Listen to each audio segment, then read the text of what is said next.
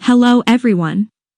Welcome to my step-by-step guide that will show you how to change the name of your Samsung Galaxy phone.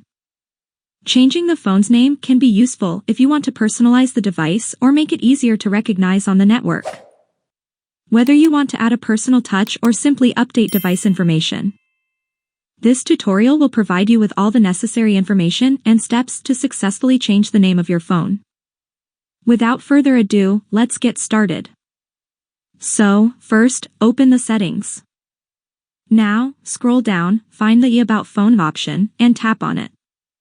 You will now be able to see the current name of your Samsung Galaxy device. Then, tap the Edit option below the name to change it. Now, enter the new name for the device. Once you've entered the new name, tap the Done option to confirm the change. That's it. Now, the name you entered will be displayed on other devices when the phone is available for connection via Bluetooth, Wi-Fi Direct, and other means. I hope this tutorial has been helpful to you. If it has, please like and subscribe to my channel. Thank you very much for watching. See you soon.